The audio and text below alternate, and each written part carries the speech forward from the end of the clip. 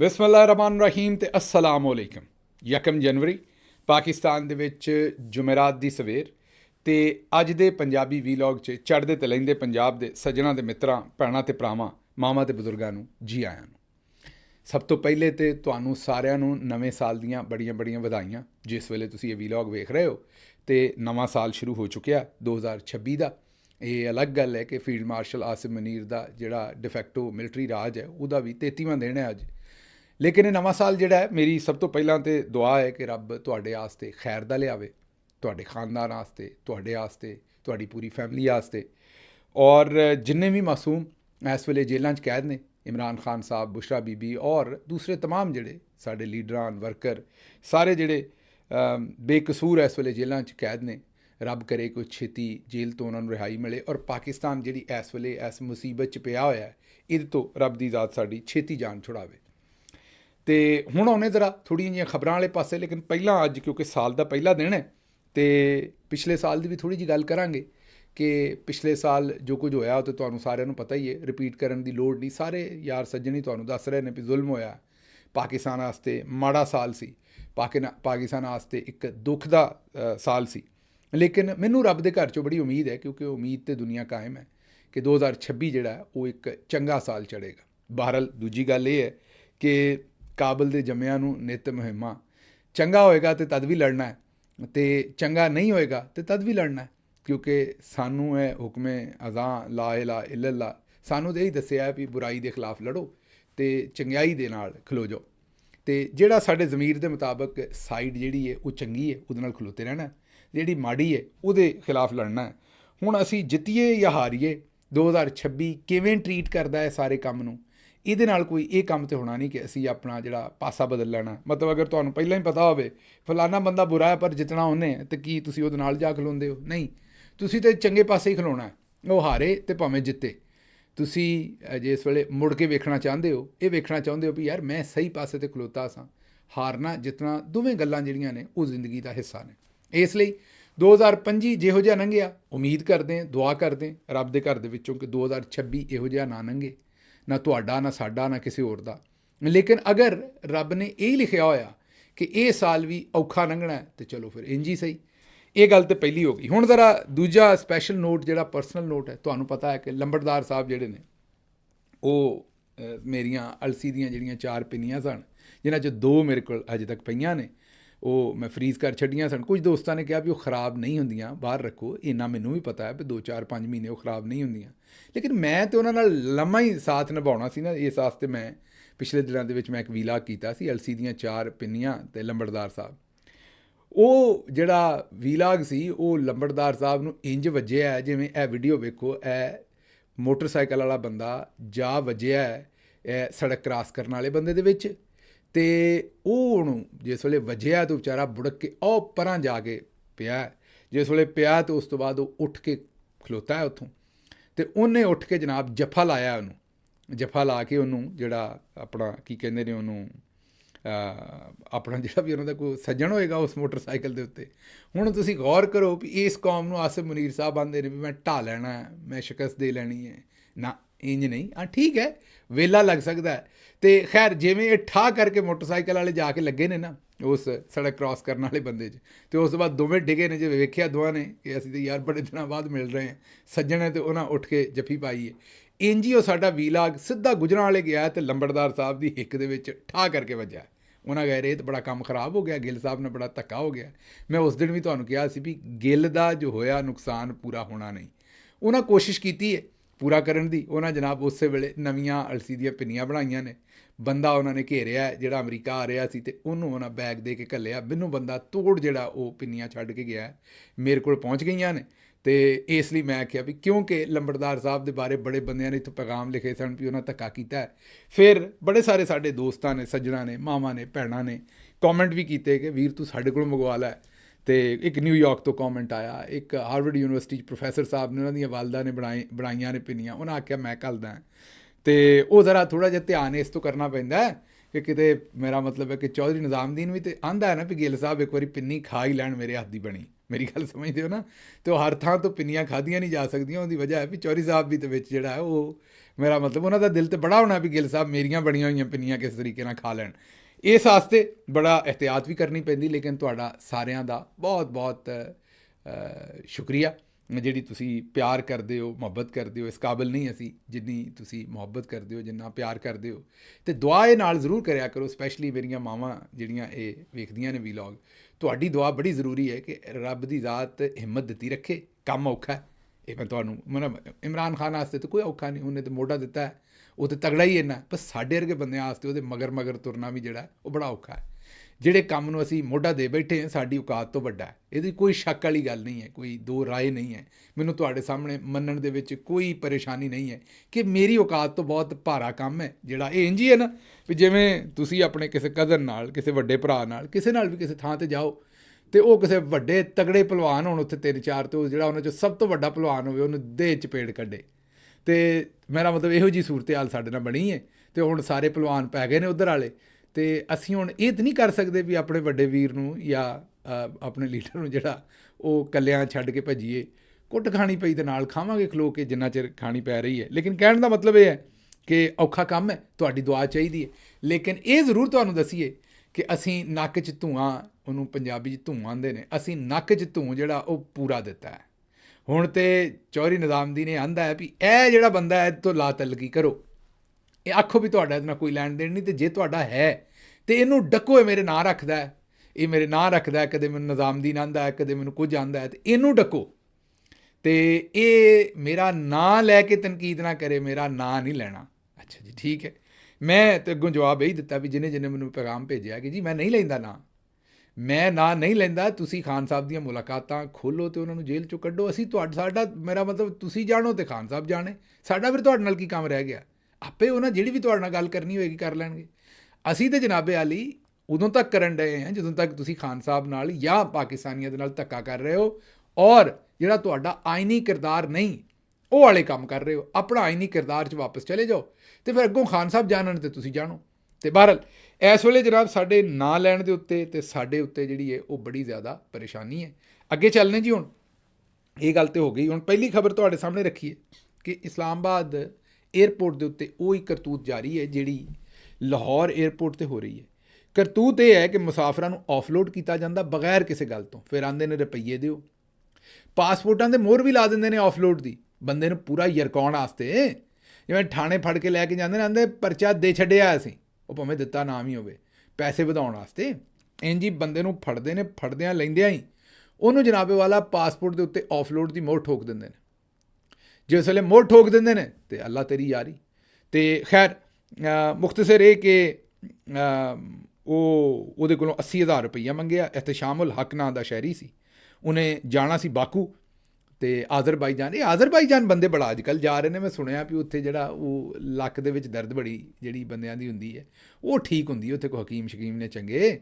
ਇਹ ਜਿੰਨੇ ਵੀ ਆਜ਼ਰਬਾਈਜਾਨ ਨੂੰ ਤੁਰਦੇ ਨੇ ਇਹਨਾਂ ਦਾ ਜ਼ਰਾ ਘਰਾਂ ਵਾਲੇ ਖਿਆਲ ਰੱਖਿਆ ਕਰੋ, ਜਿਹੜੀਆਂ ਬੀਬੀਆਂ ਭੈਣਾਂ ਨੇ ਘਰ ਦੇ ਵਿੱਚ।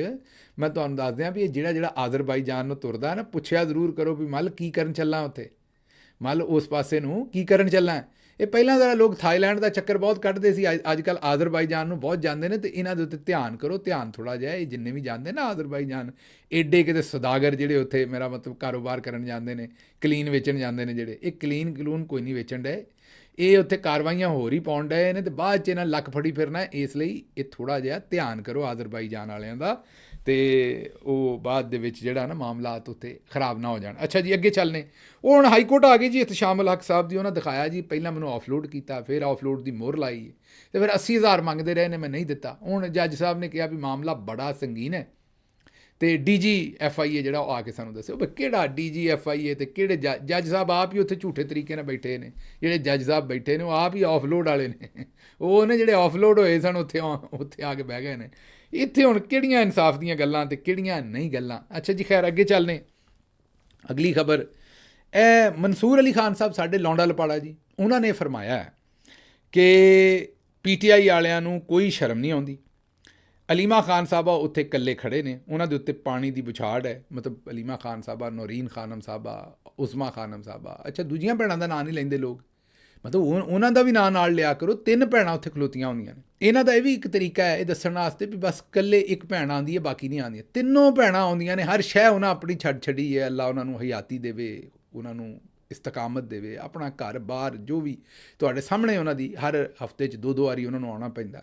ਬੜਾ ਔਖਾ ਕੰਮ ਹੈ। ਬਾਹਰ ਉਹ ਜਨਾਬੇ ਵਾਲਾ ਉਹ ਇਹਨਾਂ ਨੇ ਕਿਹਾ ਜੀ ਕਿ ਉੱਥੇ ਭੈਣਾਂ ਜਿਹੜੀਆਂ ਨੇ ਉਹ ਖਲੋਤੀਆਂ ਨੇ ਅਤੇ ਉਹਨਾਂ ਦੇ ਉੱਤੇ ਪਾਣੀ ਸੁੱਟਿਆ ਜਾ ਰਿਹਾ, ਅਤੇ PTI ਵਾਲਿਆਂ ਨੂੰ ਸ਼ਰਮ ਨਹੀਂ ਆਉਂਦੀ। ਉੱਥੇ ਕੋਈ ਬੰਦਾ ਜਿਹੜਾ ਉਹ ਮੌਜੂਦ ਨਹੀਂ ਸੀ। ਇੰਨੀ ਮਿਹਰਬਾਨੀ ਵੀ ਸ਼ਾਇਦ ਖਟਕ ਦਾ ਨਾਂ ਲੈ ਦਿੱਤਾ ਜਨਾਬ ਤੁਸੀਂ। ਅੱਛਾ, ਅੱਗੇ ਚੱਲਦੇ। ਇਹ ਹੁਣ ਬੰਦੇ ਨੇ ਜੀ ਤਨਵੀਰ ਅਸਲਮ ਰਾਜਾ, ਸਰਫਰਾਜ਼ ਉਸਮਾਨ ਜੌੜਾ, ਇਤਸ਼ਾਮ ਕਿਆਨੀ। ਇਹ ਉਹ 4 ਮੁੰਡੇ ਨੇ ਜਿਸ ਵੇਲੇ ਪਾਣੀ ਸੁੱਟਿਆ ਜਾ ਰਿਹਾ ਸੀ ਅਤੇ ਆਪਣੀ ਪਿੱਠ ਕਰਕੇ ਪਾਣੀ ਵਾਲੇ ਪਾਸੇ ਕਮਰ ਕਰਕੇ ਆਪਣੀ ਜਿਹੜੀ ਹੈ ਉਹ ਖਲੋਤੇ ਸਨ, ਪਾਣੀ ਡੱਕ ਰਹੇ ਸਨ। ਹੁਣ ਮੈਨੂੰ ਇਹ ਦੱਸੋ ਵੀ PTI ਵਾਲਿਆਂ ਦੇ ਉੱਤੇ ਜੋ ਕੁਝ ਹੋਇਆ ਪਿਛਲੇ 3-4 ਸਾਲਾਂ ਦੇ ਵਿੱਚ, ਮੁਕੱਦਮੇ, ਸਿਰਾਂ 'ਚ ਗੋਲੀਆਂ, ਚਾਦਰ ਚਾਰ ਦੀਵਾਰੀ, ਕੋਈ ਸ਼ਰਮ, ਇਹ ਲੌਂਡਾ ਲਪਾੜਾ ਜੀ ਉਹਨਾਂ ਨੂੰ ਹੀ ਸ਼ਰਮ ਦਿਵਾਉਂਦੇ ਨੇ। ਜਿਹੜੇ ਕਰਨ ਵਾਲੇ ਨੇ ਉਹਨਾਂ ਨੂੰ ਸ਼ਰਮ ਨਹੀਂ ਦਿਵਾਉਂਦੇ। ਪਾਣੀ ਸੁੱਟਣ ਵਾਲਿਆਂ ਨੂੰ ਸ਼ਰਮ ਨਹੀਂ ਦਿਵਾਉਂਦੇ। ਜਿਨ੍ਹਾਂ ਨੇ ਇਸ ਹੱਦ ਤੱਕ ਕੰਮ ਕੀਤੇ ਉਹਨਾਂ ਨੂੰ ਸ਼ਰਮ ਨਹੀਂ ਦਿਵਾਉਂਦੇ। PTI ਵਾਲੇ ਤਾਂ ਫਿਰ ਵੀ ਖਲੋਤੇ ਨੇ। ਮੈਂ ਤੁਹਾਨੂੰ ਨਾਂ ਲੈ ਕੇ ਦੱਸੇ ਨੇ ਜਿਹੜੇ ਖਲੋਤੇ ਨੇ। ਮੈਂ ਹੈਰਾਨ ਹੈ, ਇਸ ਮੁਲਕ ਦੇ ਵਿੱਚ ਦਸਤੂਰ ਹੀ ਨਿਰਾਲਾ ਹੈ। ਮਤਲਬ ਜਿਹੜਾ ਮਜ਼ਲੂਮ ਹੈ ਉਹਨੂੰ ਸ਼ਰਮ ਦਿਵਾਓ। ਠੀਕ ਹੈ ਬਈ, ਠੀਕ ਹੈ, ਚੰਗੇ ਟੱਕਰੇ ਹੋ। ਅੱਛਾ ਜੀ, ਪੱਖਰ ਦੇ ਵਿੱਚ ਪੈਰਾ ਫੋਰਸ ਦਾ ਆਪਰੇਸ਼ਨ। ਇਹ ਹੁਣ ਤੁਸੀਂ ਆਪ ਵੇਖੋ ਵੀ ਕਿਵੇਂ ਰੇਹੜੀਆਂ ਤੋੜ ਰਹੇ ਨੇ। ਨਵੇਂ ਸਾਲ ਦੇ ਤੋਹਫੇ ਨੇ। ਉੱਥੇ ਜਿਹੜਾ ਮਜ਼ਦੂਰ ਹੈ ਉਹਨੂੰ ਜਾ ਪੈਂਦੇ ਨੇ, ਅਤੇ ਜਿਹੜੇ ਬੜੇ ਬੜੇ ਸਾਹੂਕਾਰ ਨੇ, ਸਨਅਤਕਾਰ ਨੇ, ਜ਼ਮੀਨਾਂ ਘੇਰਨ ਵਾਲੇ ਨੇ, 2 ਨੰਬਰ ਕੰਮ ਕਰਨ ਵਾਲੇ ਨੇ, ਉਹ ਸਾਰੇ ਮੌਜਾਂ ਲੈਣ ਡਏ ਨੇ, ਬੁੱਲੇ ਲੁੱਟਣ ਡਏ ਨੇ ਇਸ ਗਵਰਨਮੈਂਟ ਦੇ ਵਿੱਚ। ਜ਼ਮੀਨਾਂ 'ਤੇ ਕਬਜ਼ੇ, ਸਰਕਾਰੀ ਪੈਸਿਆਂ ਨਾਲ ਸੁਸਾਇਟੀਆਂ ਦੇ ਵਿੱਚ ਸੜਕਾਂ ਬਣ ਰਹੀਆਂ ਨੇ, ਲਾਈਟਾਂ ਲੱਗ ਰਹੀਆਂ ਨੇ ਜਿਹੜੀਆਂ ਉਹਨਾਂ ਨੇ ਆਪਣੇ ਕੋਲੋਂ ਲਾਉਣੀਆਂ ਸਨ। ਓਵਰਹੈੱਡ ਬ੍ਰਿਜ ਬਣ ਰਹੇ ਨੇ, ਅਤੇ ਅੰਡਰਪਾਸ ਬਣ ਰਹੇ ਨੇ, ਅਤੇ ਪਤਾ ਨਹੀਂ ਕੀ ਕੁਝ ਸਰਕਾਰੀ ਖਾਤੇ ਦੇ ਵਿੱਚ। ਅਤੇ ਮਾੜੇ ਬੰਦੇ ਦੀ ਰੇਹੜੀ, ਮਾੜਾ ਬੰਦਾ ਜਿਹੜਾ ਉਹਨੂੰ ਠੋਕੀ ਆ ਰਹੇ ਨੇ। ਕਦੀ ਹੈਲਮਟ ਨਾ ਪਾਉਣ ਦੇ ਉੱਤੇ ਠੋਕ ਦਿੰਦੇ ਨੇ। ਇਹ ਹੁਣ ਤੁਸੀਂ ਇੱਕ ਹੋਰ ਵੀਡੀਓ ਵੇਖ ਲਓ। ਇਹ ਬਜ਼ੁਰਗ ਨੇ ਜਾਂ ਸਾਡੇ ਤੋਂ ਵੱਡੇ ਨੇ, ਜ਼ਾਹਿਰ ਹੈ, ਉਹਨਾਂ ਨੇ ਆਪਣੀ ਸ਼ਰਟ ਲਾਈ ਹੈ ਅਤੇ ਪਿੱਟਦੇ ਹੋਏ ਕਾਰ ਚਲਾਉਂਦੇ ਜਾ ਰਹੇ ਨੇ। ਨਿੱਕੀ ਕਾਰ ਹੈ ਜਿਹੜੀ ਚਲਾ ਰਹੇ ਨੇ, ਅਤੇ ਪਿੱਟਦੇ ਹੋਏ, ਮੇਰਾ ਮਤਲਬ ਹੈ ਕਿ ਆਪਣੀ ਛਾਤੀ 'ਤੇ ਹੱਥ ਮਾਰ ਪਿੱਟ ਰਹੇ ਨੇ। ਪਤਾ ਨਹੀਂ ਕਿੰਨੇ ਕੁ ਹਜ਼ਾਰ ਦਾ ਜੁਰਮਾਨਾ ਕਰ ਛੱਡਿਆ। ਉਹ ਆਉਂਦੇ ਨੇ ਵੀ ਮਰ ਗਏ ਮਰ ਗਏ ਮਰ ਗਏ, ਅਤੇ ਮਰ ਗਈ ਮਰੀਮ, ਅਤੇ ਮਰ ਗਏ ਅਸੀਂ। ਇਹ ਉਹ ਪਿੱਟਦੇ ਜਾ ਰਹੇ ਨੇ। ਇਹ ਵੇਖ ਲਓ।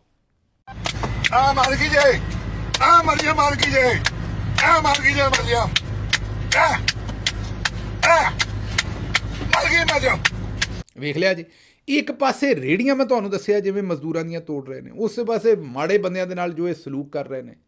ਇਹ ਪਤਾ ਨਹੀਂ ਇਹਨਾਂ ਨੂੰ ਕਿਸੇ ਨੇ ਕੋਈ ਮੇਰਾ ਮਤਲਬ ਤਵੀਜ਼ ਧਾਗਾ ਦੇ ਦਿੱਤਾ ਹੈ, ਇਹਨਾਂ 'ਤੇ ਕੋਈ ਜਾਦੂ ਹੋ ਗਿਆ ਇਹਨਾਂ ਦੇ ਉੱਤੇ ਵੀ ਇਹਨਾਂ ਨੇ ਲੋਕਾਂ ਦੇ ਕੋਲੋਂ ਬਦਦੁਆਵਾਂ ਲੈਣੀਆਂ ਨੇ। ਉਹ ਚੇਤੇ ਕਰੋ, ਉੱਥੇ ਬਰਤਾਨੀਆ ਦੇ ਵਿੱਚ ਇੱਕ ਖਾਤੂਨ, ਉਹਨਾਂ ਨੇ ਤਕਰੀਰ ਕਰਦਿਆਂ ਹੋਇਆਂ ਇਹ ਆਖਿਆ ਸੀ ਵੀ ਉਹ ਪਹਿਲੇ ਵਾਲਾ ਜਿਹੜਾ ਉਹ ਜਹਾਜ਼ ਦੇ ਵਿੱਚ ਉੱਡਿਆ ਸੀ, ਇਹ ਵੀ ਕਿਤੇ ਕਿਸੇ ਗੱਡੀ ਗੁੱਡੀ 'ਚ ਨਾ ਉੱਡ ਜਾਏ, ਜਾਂ ਉਹਨੇ ਆਪਣੀ ਆਰਜ਼ੂ ਪੇਸ਼ ਕਰ ਦਿੱਤੀ ਕਿ ਉੱਡ ਜਾਏ, ਮਤਲਬ ਬਦਦੁਆ ਦੇ ਦਿੱਤੀ।